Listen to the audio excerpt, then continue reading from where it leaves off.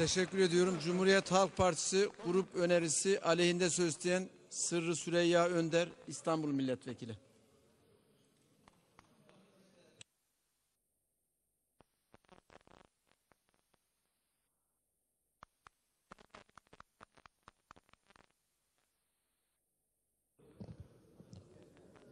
Çarşı her şeye karşı Sayın Şandır.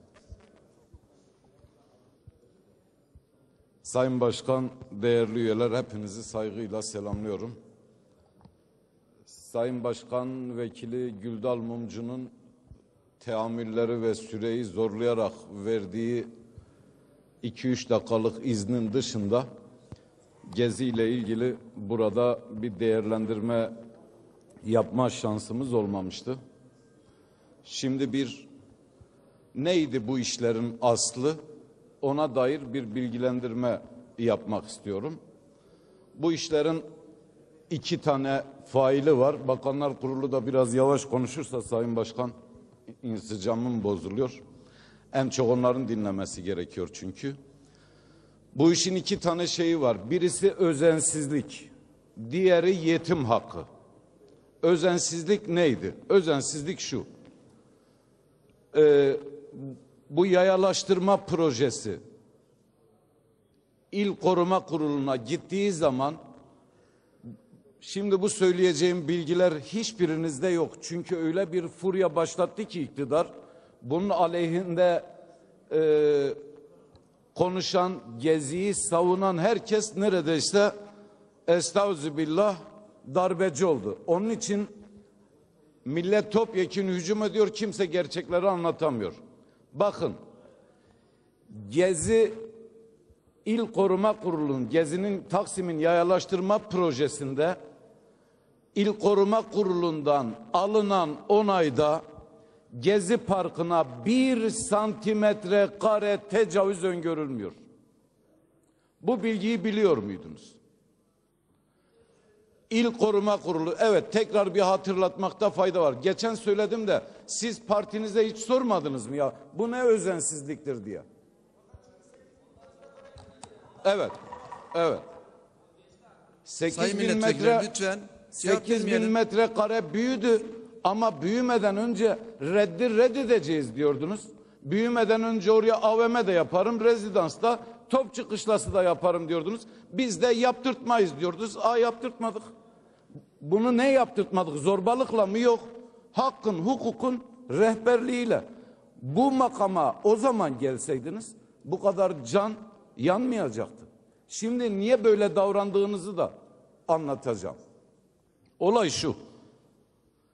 1 santimlik bir tecavüz öngörülmüyor. Fakat bir özensizlik var. Çala kalem ihale yasasından kaçırmak için teklif usulü avanslı çağırıyorlar. Hele şurayı yap, Allah kerim, ondan sonra da burayı yap.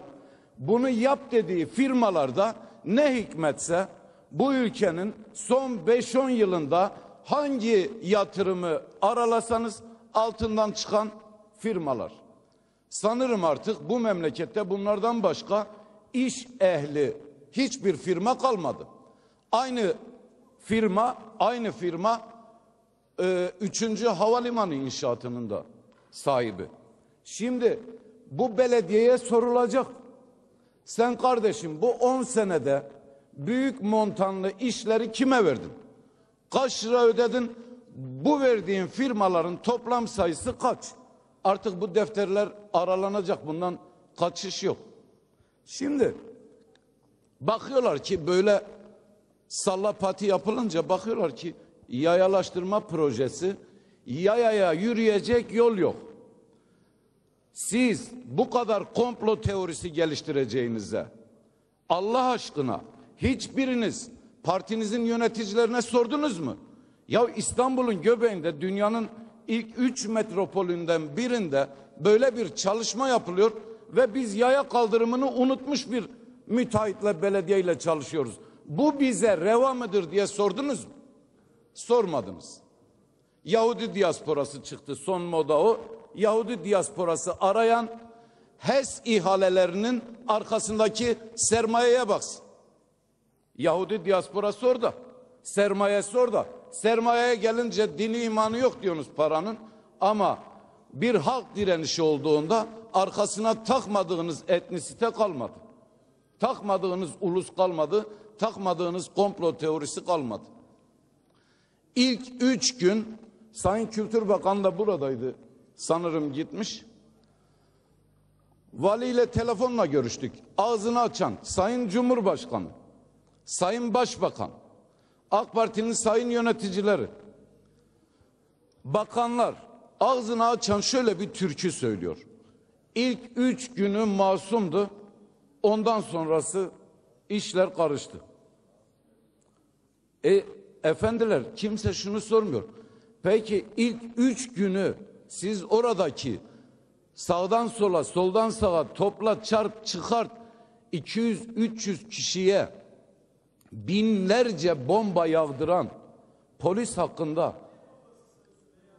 beni vuran bomba açayım göstereyim mi? Ne bombasıymış? Beni vuran bomba belimde patladı. Al bakın. Ne bombasıymış? Belimde patladı. Gel göstereyim. Ne bombasıymış? Git hastanedeki kayıtlara bak. Gel sana fotoğrafını göstereyim. Al sana ne bombası? Sayın Önder, Sayın Önder. Sayın Önder. Sayın Önder, lütfen kürsüye geliniz. Sayın Önder, birleşime 5 dakika ara veriyor.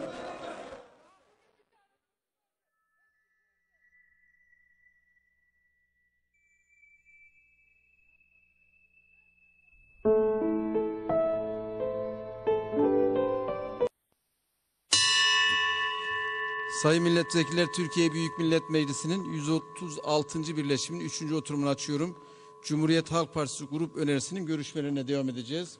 Evet, kaldığımız yerden Sayın Sırrı Süreyya Önder, İstanbul Milletvekili, buyurun.